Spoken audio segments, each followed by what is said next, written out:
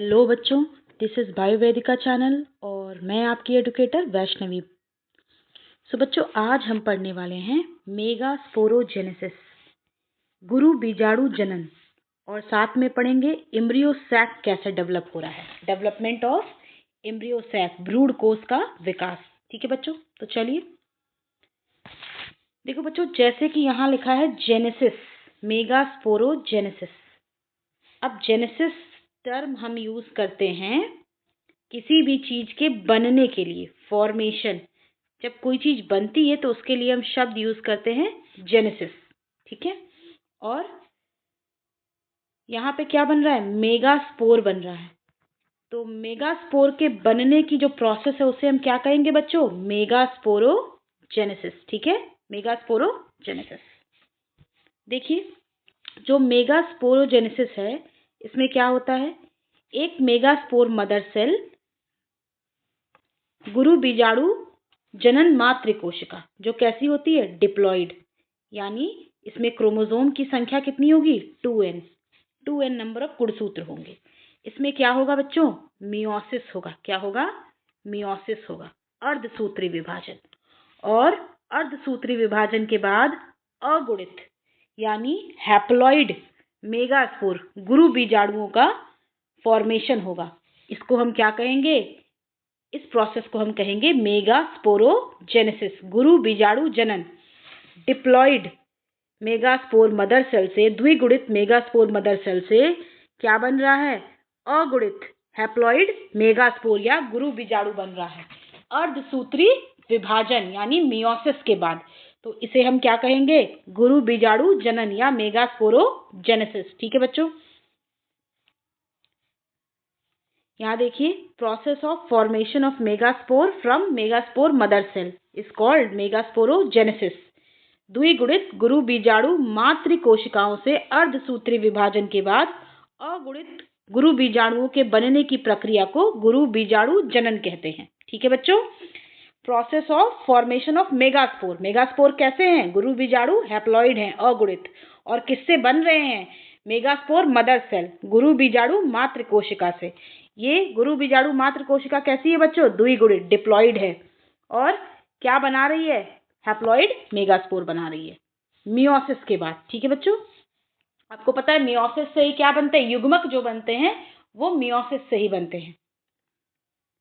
अब देखो बच्चों, ये जो मेगास्पोर है ना, ये फीमेल गैमेटोफाइट, मादा युग्मकोद्भिद की प्रथम कोशिका होती है, फर्स्ट सेल होती है। क्यों, क्योंकि जो मेगास्पोर होते हैं बच्चों, गुरु बीजाणु, ये मेगास्पोर आगे चल के एम्ब्रियोसैक यानी भ्रूण कोश का निर्माण करते हैं। यही क्या करते हैं, आगे चल के एम्ब्रियोसैक का निर्माण करते हैं। और आपको पता है इसी एम्ब्रियोसैक को हम क्या कहते हैं बच्चों, फीमेल गैमेटोफाइट या मादा युग्मकोद्भिद। ठीक है, तो इस हिसाब से मेगास्पोर क्या हुई, इस फीमेल गैमेटोफाइट की फर्स्ट सेल हुई। ठीक है बच्चों, चलिए अब देखिए, इस स्लाइड में दिया गया है डिफरेंट स्टेजेस ऑफ मेगास्पोरोजेनेसिस, गुरु बीजाणु जनन की अलग अलग अवस्थाएं, डिफरेंट स्टेजेस, किस किस स्टेज से होके मेगास्पोर बनता है। मैंने आपको बताया था बच्चों, कोई भी ऑर्गेन, उसके सबसे बाहर की जो परत होती है उसे हम क्या कहते हैं, एपिडर्मिस, बाह्य त्वचा, और एपिडर्मिस के जस्ट नीचे वाली जो लेयर होती है उसे हम क्या कहते हैं बच्चों, हाइपोडर्मिस, अधः स्तर भी कहते हैं। यानी एपिडर्मिस के जस्ट नीचे वाली जो परत होगी उसे हम क्या कहेंगे, हाइपोडर्मिस। हाइपो का मतलब होता है नीचे। अब देखिए, एक और चीज आप समझ लीजिए, हमने पढ़ रखा है क्या कि जो ओवरी की दीवार होती है, अंडाशय की दीवार होती है, उसमें बीजांडाशन मौजूद होते हैं, प्लेसेंटा, गद्देदार कुशन जैसी संरचना होती है। इससे एक डंठल के जरिए क्या लगा होता है, ओव्यूल अटैच होता है। इस डंठल को हम कहते हैं बच्चों फ्यूनिकल या बीजांड वृंत, और ये क्या है, ओव्यूल है। क्या है बच्चों, ओव्यूल, जिसे हम बीजांड भी कहते हैं। इस बीजांड में आपको पता है, इस बीजांड का जो मुख्य भाग होता है, मेन रीजन जो होता है, उसे हम न्यूसिलस या बीजांड काय भी कहते हैं, है ना बच्चों, क्या कहते हैं, न्यूसिलस या बीजांड काय। और ये जो न्यूक्लियस होता है बच्चों, इसकी सारी सेल्स कैसी होती है? पैरेनकाइमेटस। कैसी होती है? मृदुतक। उनमें भोजन का स्टोरेज होता है। लेकिन एक चीज याद रखिएगा कि शुरुआत में जब ओव्यूल डेवलप होता है, यंग स्टेज में जब ओव्यूल डेवलप होता है, उस टाइम पर न्यूक्लियस बीजांडकाय की सारी सेल्स पैरेनकाइमेटस मृदुतक नहीं होती हैं। उस टाइम ये कैसी होती है? मेरिस्टेमेटिक, विभज्योतक। यानी इनकी सारी सेल्स, इनमें क्या होगी बच्चों? विभाजन की क्षमता होगी। डिवीजन की क्या होगी? क्षमता होगी। विभाजित होंगी ये सारी कोशिकाएं और नई कोशिका बनाने का कैपेसिटी रखेंगी, क्षमता रखेंगी। साथ ही सब कैसी होंगी? एक जैसी होंगी, यानी होमोजीनियस होंगी। ठीक है बच्चों। अब देखिए जरा, यहाँ पर आपको न्यूक्लियस का थोड़ा सा हिस्सा दिखाया गया है, मेगास्पोर बनता कैसे है ये समझाने के लिए। ठीक है बच्चों। तो मेगास्पोर की जो सारी कोशिकाएं हैं वो कैसी हैं? पैरेनकाइमा। और इस पैरेनकाइमा के चारों तरफ एक सिंगल लेयर्ड होती है सेल की, जिसे हम क्या कहते हैं? एपिडर्मिस। क्या कहते हैं बच्चों? एपिडर्मिस। ठीक है। अब देखिए, ये जो एपिडर्मिस है कैसी है? Single layer. और इसके जस्ट नीचे की जो लेयर होगी उसे हम क्या कहेंगे? हाइपोडर्मिस, अधस्तर। इस हाइपोडर्मिस की एक सेल, एक कोशिका क्या हो जाती है बच्चों? डिफरेंशिएट हो जाती है, परिपक्व हो जाती है। और क्या बनाती है? Primary archesporial cell. बाकी कोशिकाओं से अलग हो जाएगी। क्यों भाई? क्योंकि इसका जो न्यूक्लियस होगा, जो इसका केंद्रक होगा, वो क्या हो जाएगा? साइज में बड़ा हो जाएगा। और इसका जो साइटोप्लाज्म होगा, कोशिका द्रव्य, वो क्या हो जाएगा? डेंस हो जाएगा, घना हो जाएगा। ठीक है बच्चों। तो इसे हमने क्या कहा? प्राइमरी आर्कीस्पोरियल सेल या प्राइमरी, प्राथमिक प्रप्रसु कोशिका। अब इसमें क्या हुआ बच्चों? इस प्राथमिक प्रप्रसु कोशिका में हुआ माइटोसिस। क्या हुआ बेटा? माइटोसिस। अब आप कहेंगे मैम आपने तो कहा था मेगास्पोर मदर सेल में मियोसिस हो रहा है, अर्धसूत्रीय विभाजन। हाँ बच्चों बिल्कुल, लेकिन अभी मेगास्पोर मदर सेल बना कहाँ? अभी तो हम उसे बना रहे हैं। यानी उसके बनने की प्रोसेस में, मेगास्पोर मदर सेल बनने की प्रोसेस में जो आर्कीस्पोरियल सेल होता है उसमें क्या होगा? माइटोसिस, समसूत्री विभाजन। ठीक है बच्चों। यानी अगर ये जो प्राइमरी आर्कीस्पोरियल सेल है, इस प्राइमरी आर्कीस्पोरियल सेल में क्रोमोसोम की संख्या 2n है, तो डिवीजन, माइटोसिस होने के बाद जो दो सेल्स बनती हैं, कौन कौन सी? प्राइमरी पैराइटल सेल, प्राथमिक भित्तीय कोशिका, और प्राइमरी स्पोरोजिनस सेल, प्राथमिक बीजाणु, गुरु बीजाणु जनन कोशिका। इन दोनों में क्रोमोसोम का नंबर कितना होगा? 2n होगा। ठीक है बच्चों। अब देखिए, प्राथमिक भित्तीय कोशिका यानी प्राइमरी पैराइटल सेल क्या बनाएगी? ये आगे चल के वॉल का फॉर्मेशन करेगी, दीवारें बनाएगी, ओव्यूल की, न्यूक्लियस के अंदर के लेयर्स बनाएगी। लेकिन जो प्राइमरी स्पोरोजिनस सेल्स होते हैं ना बच्चे, यानी प्राथमिक गुरु बीजाणु जनन कोशिका, ये डायरेक्टली किसकी तरह एक्ट करता है? ये डायरेक्टली मेगास्पोर मदर सेल की तरह एक्ट करता है, बिहेव करता है। ठीक है बच्चे। और ये मेगास्पोर मदर सेल, इसी में अब क्या होगा? मियोसिस, और क्या बनेंगे? मेगास्पोर। ये मेगास्पोर मदर सेल कहाँ मौजूद है बच्चों? अगर मान लीजिए ये ओव्यूल है, ये ओव्यूल का छैलजा और ये माइक्रोपाइल वाला एंड है, तो मेगास्पोर कहाँ मौजूद रहेगा? Megaspore mother cell, megaspore mother cell मौजूद रहेगा बच्चों माइक्रोपाइल यानी बीजांड द्वार वाले सिरे पर। ठीक है।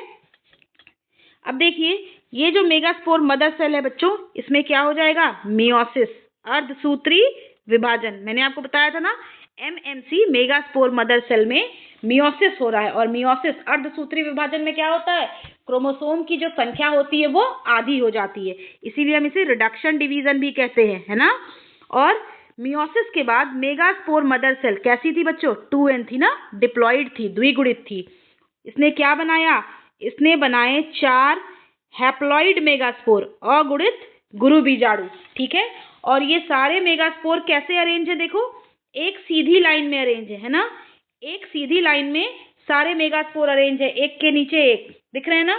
सीधी लाइन, स्ट्रेट लाइन में अरेंज होने की वजह से इन मेगास्पोर का जो ग्रुप है, उस ग्रुप को हम क्या कहते हैं? लीनियर टेट्राड, यानी रैखिक चतुष्क। क्या कहते हैं बच्चों? रैखिक चतुष्क, लीनियर टेट्राड। अब देखिए, ये जो टेट्राड बना है, इस टेट्राड के जो 3 सेल माइक्रोपाइल की तरफ होते हैं बच्चों, वो क्या हो जाते हैं? डीजनरेट, नष्ट हो जाते हैं। ठीक है। और एक मेगास्पोर, एक अगुणित मेगास्पोर, हैप्लॉइड मेगास्पोर जो शैलजा यानी निभाग की तरफ होता है वो क्या रहता है, बच जाता है, और वही होता है फंक्शनल मेगास्पोर। यही क्या होता है, सक्रिय गुरु बीजाणु। और इसी सक्रिय गुरु बीजाणु से क्या बनता है बच्चे, इसी सक्रिय गुरु बीजाणु से बनता है इम्ब्रियो सैक यानी भ्रूण कोश। ठीक है बच्चों, चलिए तो आपने क्या पढ़ लिया, देखिए कि अधस्तरीय कोशिका हाइपोडर्मल, हाइपोडर्मिस की कोई एक सेल क्या हो जाएगी, डिफरेंशिएट हो जाएगी, परिपक्व होगी, साइज में बड़ी हो जाएगी और बाकी सेल्स के कंपैरिजन में अलग दिखने लगेगी। इसे हम आर्कीस्पोरियल सेल या प्राथमिक प्रप्रसू कोशिका कहते हैं। ये आर्कीस्पोरियम विभाजित होती है, डिवाइड होती है किससे, माइटोसिस से, समसूत्री विभाजन से। किससे बच्चे, समसूत्री विभाजन से। और प्राइमरी पैराइटल सेल और प्राइमरी स्पोरोजिनस सेल बनाती है। यही primary sporogenous cell megaspore mother cell की तरह बिहेव करती है, एक्ट करती है। और कहाँ पे मौजूद होती है, बीजांड द्वार वाले सिरे पे, माइक्रोपाइल के रीजन पे। इसमें क्या होता है, मियोसिस, और 4 मेगास्पोर बनते हैं। कैसे होते हैं, अगुणित। ये सारे मेगास्पोर रैखिक चतुष्क लीनियर टेट्राड में एक के नीचे एक प्रेजेंट होते हैं। ठीक है बच्चों, देखिए कुछ इस तरीके से सीधी लाइन में। और इनमें से जो 3 मेगास्पोर माइक्रोपाइल की तरफ होते हैं, बीजांड द्वार की तरफ होते हैं, वो क्या हो जाते हैं, नष्ट हो जाते हैं। और जो शैलजा के पास होता है, सबसे नीचे वाला लोअर मोस्ट मेगास्पोर जो होता है, वो क्या होता है, सक्रिय या फंक्शनल होता है। और यही फंक्शनल मेगास्पोर क्या करता है, फीमेल गैमेटोफाइट, मादा युग्मकोद्भिद यानी एम्ब्रियो सैक का निर्माण करता है। मोस्ट ऑफ द एंजियोस्पर्म, जिसमें कैप्सुला भी शामिल होता है, मैक्सिमम आवृत्तबीजी पौधों में शैलजा के मेगास्पोर से ही क्या बनता है, एम्ब्रियो सैक यानी निभागी छोर का जो गुरु बीजाणु होता है, मेगास्पोर होता है, वही क्या रहता है बच्चों, फंक्शनल होता है। बात समझ आई। चलो, ये आपके एनसीईआरटी में दिया डायग्राम है, एक बार इसको देख लीजिएगा कि कैसे मेगास्पोर बन रहे हैं। ठीक है बच्चों, अब पढ़ेंगे एम्ब्रियो सैक यानी भ्रूण कोश या मादा युग्मकोद्भिद, फीमेल गैमेटोफाइट का डेवलपमेंट, विकास कैसे हो रहा है। ठीक है बच्चों, चलिए देखिए, जो मेगास्पोर था ना बच्चे, वो कैसी थी, फर्स्ट सेल थी, किसकी, फीमेल गैमेटोफाइट की, क्योंकि इससे क्या बन रहा है, एम्ब्रियो सैक बन रहा है। और एम्ब्रियो सैक ही क्या है, फीमेल गैमेटोफाइट। ये मेगास्पोर मदर सेल क्या होती है बच्चों, साइज में बड़ी होती है, आकार में इसके वृद्धि होती है। और ये बीजांड का न्यूक्लियस से क्या करती है, अपना फूड लेती है, न्यूट्रिशन लेती है, पोषण लेती है। ठीक है, और फिर क्या होता है, इसका जो न्यूक्लियस है, इस न्यूक्लियस में क्या होगा बच्चे, माइटोसिस, समसूत्री विभाजन। और समसूत्री विभाजन के बाद क्या बनेंगे, 2 डॉटर न्यूक्लियाई, 2 संतति केंद्रक बनेंगे। देखिए इस वाले डायग्राम में 2 संतति केंद्रक दिख रहे हैं ना आपको। और दोनों संतति केंद्रक बनने के बाद अपोजिट पोल पर, यानी एक संतति कोशिका अगर माइक्रोपाइल वाले पोल पर जाएगा तो दूसरा संतति कोशिका शैलजा यानी निभाग वाले पोल की तरफ चला जाएगा। ठीक है बच्चों, और इस अवस्था को हम कहते हैं 2 न्यूक्लिएट एम्ब्रियो सैक, 2 केंद्र की भ्रूण कोश। ठीक है, ये भ्रूण कोश की 2 केंद्र की अवस्था है। बात समझ आई। ये था पहला माइटोसिस। ठीक है बच्चों, अब देखिए ये जो 2 केंद्रक बने हैं, दोनों पोल पे पहुंच गए, माइक्रोपाइल, बीजांड द्वार और शैलजा निभाग वाले। इन दोनों में फिर से क्या होगा, इन दोनों ही केंद्रकों में फिर से क्या होगा, इन दोनों न्यूक्लियस में माइटोसिस, समसूत्री विभाजन दूसरी बार होगा। याद रखना बच्चा, ये कौन सा विभाजन है, ये दूसरा समसूत्री विभाजन है केंद्रक में। और दोनों ही पोल पर 2-2 केंद्रक बन जाएंगे। ठीक है, और ये कितने न्यूक्लियस वाली स्टेज बन गई, ये भ्रूण कोश की 4 न्यूक्लियस वाली स्टेज बन गई, 4 न्यूक्लिएट स्टेज। देखिए ये भ्रूण कोश की 4 केंद्र की अवस्था है, 4 न्यूक्लिएट स्टेज है। आपको इसमें एम्ब्रियो सैक में 4 न्यूक्लियस दिखाई दे रहे हैं। ठीक है बच्चों, चलिए अब देखिए अब क्या होगा, वो जो 4 न्यूक्लिएट एम्ब्रियो सैक था, उस भ्रूण कोश में जो चारों केंद्रक थे उनमें फिर से विभाजन होगा। तीसरी बार उनका न्यूक्लियस, उनका केंद्रक फिर से एक बार क्या करेगा, माइटोसिस। क्या करेगा बच्चों, माइटोसिस, समसूत्री विभाजन। और इस बार क्या बन जाएगा, 8 केंद्रक बन जाएंगे भ्रूण कोश के अंदर, और इसे हम कहेंगे 8 न्यूक्लिएट इम्ब्रियो सैक। 8 केंद्र की भ्रूण कोश, दिख रहा है ना। 4 केंद्रक किधर है, माइक्रोपाइल वाले एंड पर, और 4 केंद्रक शैलजा यानी निभाग वाले एंड पर है, यानी 8 न्यूक्लिएट इम्ब्रियो सैक बना। बात समझ में आई। और ये जितने भी बार न्यूक्लियस डिवाइड किया है बच्चों, ये डिवीजन कैसा है, फ्री न्यूक्लियर डिवीजन है, यानी nuclear division is not followed immediately by cell wall formation. हमने क्या पढ़ रखा है, हमने पढ़ा है जब भी कोई सेल का न्यूक्लियस डिवाइड करता है तो पहले जब न्यूक्लियस डिवाइड कर जाता है उसके तुरंत बाद क्या होता है बच्चों, सेल बनता है, यानी सेल वॉल बन जाती है, सेल डिवाइड हो जाता है, ठीक है, सेल वॉल बन जाती है। लेकिन यहाँ क्या हो रहा है, देखो जरा, यहाँ पर एक बार केंद्रक विभाजित हुआ, माइटोसिस किया इसने, एक बार केंद्रक विभाजित हुआ, पहली बार माइटोसिस किया, 2 केंद्रक बने, ये दोनों अलग अलग पोल पे चले गए। अब इन दोनों में क्या हुआ, विभाजन हुआ, फिर 2 केंद्रक, इस पोल पे 2 केंद्रक माइक्रोपाइल वाले पे, शैलजा वाले पे 2 केंद्रक। अब इसमें फिर क्या हुआ, दूसरी बार माइटोसिस के बाद अब ये तीसरी बार माइटोसिस हो रहा है। अब ये थर्ड टाइम माइटोसिस में दोनों पोल पे 4-4 केंद्रक बन गए। क्या सेल वॉल बनी, नहीं बनी ना, इसीलिए हम इसे कहेंगे फ्री न्यूक्लियर डिवीजन, यानी केंद्रक तो विभाजित हो रहा है लेकिन हर बार के विभाजन, केंद्रक विभाजन, न्यूक्लियर डिवीजन के बाद तुरंत सेल वॉल नहीं बन रही है, ठीक है बच्चों। और तुरंत सेल वॉल नहीं बन रही है, इसीलिए एक ही सेल में कई सारे क्या बन जा रहे हैं, एक ही सेल में कई सारे न्यूक्लियस बन गए, 8 न्यूक्लियस बन गए। इसे हमने क्या कहा बच्चों, फ्री न्यूक्लियर डिवीजन, ठीक है। अब देखो, जो 4 केंद्रक माइक्रोपाइल की तरफ थे और 4 केंद्रक शैलजा की तरफ बने थे, है ना बच्चों, आपने यही तो पढ़ा अभी।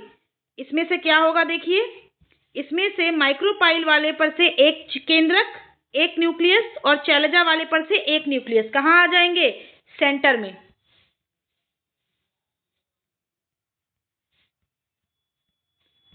दोनों कहाँ आ गए, सेंटर में। और अब हम इन्हें क्या कहेंगे, इन्हें हम कहेंगे ध्रुवीय केंद्रक या पोलर न्यूक्ली। क्या कहेंगे बच्चों, ध्रुवीय केंद्रक या पोलर न्यूक्ली। आपने क्या देखा था, 8 केंद्रक थे, दोनों ही पोल पर से एक एक केंद्रक कहाँ आ गए, एक एक न्यूक्लियस आ गए सेंटर में, इम्ब्रियो सैक के जो भ्रूण कोश बन रहा था उसके सेंटर में आ गए, बीचों बीच। इन्हें कह दिया ध्रुवीय केंद्रक या पोलर न्यूक्ली। अब जो बचे हुए 6 केंद्रक थे 8 में से, उनके चारों तरफ क्या बन जाएगी बच्चों, कोशिका भित्ति का निर्माण हो जाएगा, और 6 कोशिकाएं बन गई, 3 बनी माइक्रोपाइल की तरफ और 3 बनी शैलजा निभाग की तरफ, और बीच में एक बड़ा सेल होता है जिसे हम क्या कहते हैं, सेंट्रल सेल, जिसमें 2 पोलर न्यूक्ली या ध्रुवीय केंद्रक मौजूद हैं, ठीक है बच्चों। देखिए जरा, आउट ऑफ 4 एक न्यूक्लियस कहाँ चला गया, पोल से माइग्रेट करके बीच में माइक्रोपाइल की तरफ से, और शैलजा की तरफ से भी एक चला गया बीच में, ठीक है। इन्हें क्या कहा, पोलर न्यूक्ली, दोनों बीचों बीच सेंटर में मौजूद हैं। और जो बचे हुए 6 हैं उनकी तरफ, चारों तरफ क्या हो गया, सेल वॉल यानी कोशिका भित्ति का निर्माण हो गया, और नई कोशिकाएं बन गई, नई सेल्स बन गई। अब देखिए बच्चों, 3 cells are form towards micropyle, micropyle की तरफ 3 कोशिकाएं बनी हैं, 2 सिनर्जिड और एक एग सेल, है ना। अब देखो जरा, जो बड़ी दिख रही है कोशिका, माइक्रोपाइल की तरफ 3 कोशिकाएं बनी, 3 सेल्स बने, इनमें से जो बड़ी वाली सेल है जो अलग सी दिख रही है उसे हमने क्या कहा, एग सेल या अंड कोशिका। यही एग सेल क्या बन गई बच्चे, फीमेल गैमीट, मादा युग्मक। इतना सब कुछ मादा युग्मक यानी फीमेल गैमीट बनाने के लिए ही तो पढ़ा है। और बाकी जो इस एग सेल के किनारे किनारे 2 कोशिकाएं हैं उन्हें हम क्या कहेंगे, सिनर्जिड्स। ये कितनी है बच्चे, 2। अगर आप ध्यान दें तो एक एग सेल और 2 सिनर्जिड्स, ये दोनों मिलकर क्या बनाती हैं, एग अपैरेटस, अंड उपकरण। याद रखिएगा, कई बार क्वेश्चन पूछा है नीट में भी और बोर्ड में भी आता है, एग अपैरेटस, अंड उपकरण में कौन कौन सी कोशिकाएं हैं। तो एक तो एग सेल होती है और 2 क्या होती है बच्चे, सिनर्जिड्स, ठीक है। और जो शैलजा वाला छोर था, निभागी छोर, उस पर भी 3 कोशिकाओं का क्या हुआ, फॉर्मेशन हुआ, 3 कोशिकाएं बनी, जिन्हें हमने क्या कहा, एंटीपोडल सेल्स या प्रतिमुखी कोशिकाएं, और सिनर्जिड्स को हम कहते हैं बच्चे सहायक कोशिकाएं। दोनों ही पोलर न्यूक्ली, दोनों ही ध्रुवीय केंद्रक एग अपैरेटस के नीचे, अंड उपकरण के नीचे मौजूद होती हैं। ठीक है बच्चों, और कहाँ होती हैं? सेंट्रल सेल में मौजूद होती हैं। बात समझ आई? चलिए, ये सेम चीज मैंने इस स्लाइड में हिंदी में लिख रखी है। जो बच्चे हिंदी मीडियम के हैं उनके लिए ये बहुत हेल्पफुल होगा। ठीक है, देखिए, अंड उपकरण, ध्रुवीय केंद्रक, ये सारी चीजें आपको इस स्लाइड में बताई गई हैं, जो मैंने आपको पिछली स्लाइड में समझाई हैं। ठीक है बच्चों, अब देखिए, 3 माइटोसिस हुआ किसमें? मेगास्पोर में। पढ़ा ना आपने अभी कि मेगास्पोर में एक बार माइटोसिस हुआ, पहली बार तो 2 केंद्रक बने। अब इन दोनों केंद्रक में माइटोसिस हुआ दूसरी बार तो 4 केंद्रक बने। अब इन चारों में तीसरी बार जब माइटोसिस हुआ तो 8 केंद्रक बने, है ना बच्चों। और इसके बाद क्या निर्माण हो गया? एम्ब्रियो सैक का, जिसे हम क्या कहते हैं? भ्रूण कोश। क्या कहते हैं बच्चों? भ्रूण कोश या मादा युग्मकोद भिद। किसका? एंजियोस्पर्म का। और ये कैसी स्ट्रक्चर बनी बच्चों? 7 सेल वाली, 7 सेल्ड 8 न्यूक्लिएट स्ट्रक्चर बनी। ठीक है बच्चों, मेगास्पोर में क्या हुआ? माइटोसिस यानी समसूत्री विभाजन। इसके बाद 7 सेल्ड 8 न्यूक्लिएट स्ट्रक्चर बनी, जिसे हमने क्या कहा? एम्ब्रियो सैक या फीमेल गैमेटोफाइट। ठीक है बच्चों, अब देखिए, मैच्योर एम्ब्रियो सैक, परिपक्व भ्रूण कोश या मैच्योर फीमेल गैमेटोफाइट, परिपक्व मादा युग्मकोद भिद, उसकी स्ट्रक्चर के बारे में पढ़ेंगे, यानी एम्ब्रियो सैक के, मैच्योर एम्ब्रियो सैक के बारे में पढ़ेंगे। ठीक है बच्चों, यहां आपको एक मैच्योर एम्ब्रियो सैक की स्ट्रक्चर दिखाई गई है। देखिए, इसमें 2 एंड दिखाए गए हैं, एक तो चैलेजा वाला एंड और दूसरा माइक्रोपाइल वाला एंड। मैं आपको ड्रॉ करके दिखा देती हूं। देखिए बच्चों, ये एक एम्ब्रियो सैक अगर हम ड्रॉ करें तो ये मैंने बना दिया इसका चैलेजा, निभाग वाला छोर, और ये माइक्रोपाइल वाला छोर। इसे मैंने एम से डिनोट किया और चैलेजा वाले छोर को सी से। चैलेजा वाले छोर पर 3 सेल्स बनी थी बच्चों, जिन्हें हमने क्या कहा? Antipodal cells. क्या कहा? एंटीपोडल सेल्स, प्रतिमुखी कोशिकाएं। इनकी संख्या कितनी बनी? 3। अब देखिए, माइक्रोपाइल वाले छोर पर 2 छोटी कोशिकाएं हैं, सहायक कोशिकाएं, जिन्हें क्या कह दिया? सिनर्जिड्स। क्या कह दिया बच्चों? सिनर्जिड्स। और एक बड़ी और अलग से दिखने वाली कोशिका, जिसे क्या कहेंगे? Egg cell. क्या कहेंगे बच्चों? Egg cell. ये एग सेल संख्या में कितनी होती है? 1 होती है। ठीक है, और ये 2 क्या है? सिनर्जिड्स, सहायक कोशिकाएं। इनकी संख्या कितनी है? 2। और बीच में क्या मौजूद है बच्चों? पोलर न्यूक्ली, ध्रुवीय केंद्रक। ध्रुवीय केंद्रक कितने हैं? संख्या में 2 हैं। इन्हें हम n+n लिखते हैं। अभी बताते हैं क्यों लिखेंगे। ठीक है बच्चे, तो क्या दिखा आपको? कितनी सेल दिखी? देखिए, 3 एंटीपोडल, 1 एग सेल, 2 सिनर्जिड्स। कितने हो गए? 3, 1 4 और 2 6, और बीच में एक बड़ा सा सेंट्रल सेल। कितने हो गए? 7 सेल हो गए। और केंद्रक गिनिए, 1 2 3, 2 पोलर न्यूक्ली 5, 1 एग सेल 6 और 2 सिनर्जिड्स 8। 8 न्यूक्लियस, और सेल कितने हैं बच्चों? 7। बात समझ में आई? अब देखिए, यहां पर भी आपको वही दिखाया गया है। इसमें आपको सेल्स के नंबर दिखाई दे जाएंगे इस डायग्राम में। देखो बच्चों, चैलेजा वाले छोर पर 3 एंटीपोडल सेल, बीच में एक सेंट्रल सेल है बड़ा सा, और उसमें 2 पोलर न्यूक्ली, फिर 1 एग सेल और 2 सिनर्जिड्स। कितने सेल्स हो गए? 1, 3 antipodal, 3 plus 1 central cell plus 2 synergids plus 1 egg cell. Count करेंगे तो कितने बने? 7 सेल बन गए, है ना बच्चों। और न्यूक्लियस जरा काउंट करें। 3 न्यूक्लियस किसके हैं? एंटीपोडल के, 1 2 3। 2 न्यूक्लियस किसके हैं बच्चे? 2 polar nuclei, plus 1 egg cell का न्यूक्लियस, और प्लस 2 सिनर्जिड्स के न्यूक्लियस। कितने न्यूक्लियस बन गए? 8 न्यूक्लियस। तो बना ना 7 सेल्ड 8 न्यूक्लिएट स्ट्रक्चर। एक परिपक्व मादा युग्मकोद भिद यानी मैच्योर फीमेल गैमेटोफाइट या मैच्योर एम्ब्रियो सैक बच्चों 7 सेल 8 न्यूक्लियस वाला होता है। ठीक है, इसके बीच में क्या मौजूद होता है? सेंट्रल सेल, और उस सेंट्रल सेल में होती है 2 पोलर न्यूक्ली। ठीक है बच्चों, ये जो पोलर न्यूक्ली होती हैं इन्हें हम लिखते हैं N+N। देखिए ये जो पोलर न्यूक्ली होंगी इन्हें हम N+N लिखते हैं, क्योंकि दोनों पहले क्या होती हैं, अलग। फर्टिलाइजेशन, निषेचन के जस्ट पहले ये दोनों आपस में फ्यूज होके क्या बना लेती हैं, 2N वाला न्यूक्लियस, जिसे हम क्या कहते हैं, डिप्लॉइड या द्विगुणित न्यूक्लियस बना लेती हैं, जिसे हम कहते हैं सेकेंडरी या द्वितीयक केंद्रक। ठीक है बच्चों, इसे हम डेफिनेटिव न्यूक्लियस भी कहते हैं। बात समझ में आई, क्या कहते हैं, डेफिनेटिव न्यूक्लियस। ठीक है, माइक्रोपाइल की तरफ यानी बीजांड द्वार की तरफ एग अपैरेटस होता है, अंड उपकरण। इस अंड उपकरण के बीचों बीच क्या मौजूद होगा, एग सेल, और किनारे किनारे पे सिनर्जिड, सहायक कोशिकाएं। देखिए जरा, सिनर्जिड्स कहाँ है, एग सेल बीचों बीच, और इसके दोनों तरफ सिनर्जिड्स मौजूद हैं। ठीक है, सहायक कोशिकाएं मौजूद हैं। एग सेल को हम फीमेल गैमीट, मादा युग्मक भी कहते हैं, और ये सिनर्जिड्स में साइज, सिनर्जिड से सहायक कोशिकाओं से साइज में क्या होती है बच्चों, बड़ी होती है। ठीक है, शैलजा की तरफ एंटीपोडल सेल्स होती हैं, और इन्हें हम प्रतिमुख कोशिकाएं भी कहते हैं। इनकी संख्या कितनी होती है बच्चों, 3 होती है। कितनी होती है, 3। ठीक है, अब देखिए जो एग अपैरेटस था,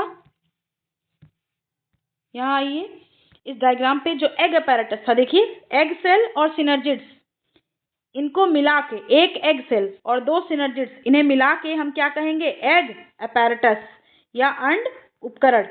ठीक है बच्चों, क्या कहेंगे, एग अपैरेटस या अंड उपकरण। ठीक है, ये जो एग अपैरेटस है इसकी तीनों कोशिकाएं, एक एग सेल और 2 सिनर्जिड्स, और साथ में 3 एंटीपोडल सेल्स। ठीक है बच्चों, ये सब कैसी हैं, यूनिन्यूक्लिएट, यानी इन सब में सिर्फ और सिर्फ एक न्यूक्लियस मौजूद है। इन 3 एंटीपोडल में भी एक ही केंद्रक है, एक ही न्यूक्लियस है, एग सेल में भी एक ही न्यूक्लियस है, और दोनों सिनर्जिड्स में भी क्या है, एक एक न्यूक्लियस मौजूद है। इसीलिए क्या है बच्चों, एक केंद्र की, यूनिन्यूक्लिएट।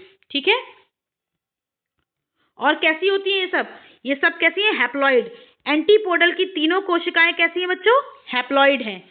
साथ में सिनर्जिड की दोनों कोशिकाएं हैप्लॉइड, अगुणित। एग सेल कैसा है बच्चों, अगुणित। लेकिन जो सेंट्रल सेल है, ये फर्टिलाइजेशन के पहले जब एम्ब्रियो सैक बना उस टाइम तो ये कैसा था, बाई न्यूक्लिएट, क्योंकि इसमें क्या थे, 2 पोलर न्यूक्ली थे। सेंट्रल सेल, जो सेंट्रल सेल है, बीच वाला बड़ा सेल, इस बड़े सेल में शुरुआत में जब एम्ब्रियो सैक बना तब तो 2 पोलर न्यूक्ली थे, तो इसे हमने क्या कहा, बाई न्यूक्लिएट, द्वि केंद्र की। ठीक है, द्वि केंद्र की। लेकिन फर्टिलाइजेशन के जस्ट पहले क्या हुआ, ये दोनों पोलर न्यूक्ली आपस में फ्यूज कर गए और क्या बनाया, सेकेंडरी न्यूक्लियस। इसलिए बाद में सेंट्रल सेल फर्टिलाइजेशन के जस्ट पहले क्या हो गया, डिप्लॉइड, 2N, द्विगुणित।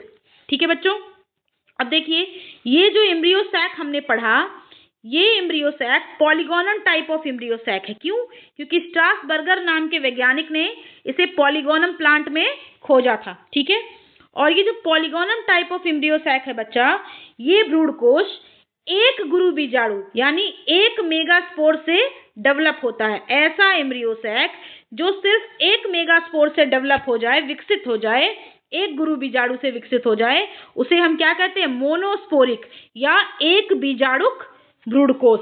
ठीक है, मोनोस्पोरिक एम्ब्रियो सैक। ठीक है बच्चों, तो polygonum type of embryo sac कैसा है, मोनोस्पोरिक है। कैसा है बच्चों, मोनोस्पोरिक है। अब देखिए यहाँ आप देखेंगे मादा युग्मकोद्भिद का एक रेखा चित्र दिया है कि कैसे बन रहा है। मेगास्पोर मदर सेल कैसी थी, द्विगुणित, डिप्लॉइड। इसमें क्या हुआ, अर्धसूत्री विभाजन, मियोसिस, 4 बने अगुणित मेगास्पोर। माइक्रोपाइल के तरफ के 3 क्या हो गए, नष्ट, और चालजा के तरफ का एक फंक्शनल मेगास्पोर रहा, एक मेगास्पोर बचा, जिसने क्या किया, embryo sac, mature embryo sac का निर्माण किया। 3 बार माइटोसिस, समसूत्री विभाजन किया केंद्रक में, उसके बाद सेल वॉल बना, और तब क्या बना, मैच्योर एम्ब्रियो सैक। इस मैच्योर एम्ब्रियो सैक में 3 प्रतिमुखी कोशिकाएं चालजा की तरफ, 2 पोलर न्यूक्ली, ध्रुवीय केंद्रक सेंट्रल सेल में, और 2 सिनर्जिड्स और 1 अंड कोशिका अंड उपकरण के रूप में माइक्रोपाइल वाले छोर पर मौजूद होती हैं। ठीक है बच्चे, तो आपने क्या समझा, मेगास्पोर मदर सेल से मेगास्पोर बनाने के लिए एक बार क्या करना पड़ा, मियोसिस। ठीक है, और मेगास्पोर से इम्ब्रियो सैक बनाने के लिए, मैच्योर इम्ब्रियो सैक बनाने के लिए 3 बार क्या हुआ, माइटोसिस, यानी एक मेगास्पोर से 7 सेल 8 कोशिकीय embryo sac 7 cell 8 nucleate embryo sac बनाने के लिए एक मियोसिस और 3 माइटोसिस की जरूरत पड़ी। इसको याद रखिएगा, ये न्यूमेरिकल्स में यूज होता है इस चैप्टर में। ठीक है बच्चों, चलो, तो ये था आपका इम्ब्रियो सैक का फॉर्मेशन। एक पॉइंट और रह जा रहा है, जब आप सिनर्जिड सहायक कोशिकाओं के बारे में पढ़ते हैं तब आप पढ़ते हैं फिलीफॉर्म अपैरेटस, तंतुमय समुच्चय के बारे में। इनका क्या काम है, ये दिखने में फिंगर लाइक होती है, देखिए यहाँ पर उंगलियों जैसी संरचनाएं दिख रही हैं, फिंगर लाइक स्ट्रक्चर दिख रहे हैं। इनका काम क्या है, ये न्यूक्लियस यानी बीजांडकाय से पोषण न्यूट्रिशन लेके इम्ब्रियो सैक को देती है ताकि एग सेल का क्या हो सके, विकास हो सके। और दूसरी चीज, जब पॉलन ग्रेन स्टिग्मा पर आकर के गिरता है तब जब पॉलन ट्यूब बनती है, पराग नलिका बनती है, पॉलन ट्यूब को गाइड करने का काम करता है किधर, इम्ब्रियो सैक या एग सेल की तरफ। ठीक है बच्चों, बात समझ में आई। तो आज हमने क्या पढ़ा, इम्ब्रियो सैक कैसे बन रहा है। ठीक है, mature embryo sac. Next lecture में हम पढ़ेंगे बच्चों पॉलिनेशन यानी परागण के बारे में। So stay tuned on the channel and do watch the next lecture. Okay बच्चों।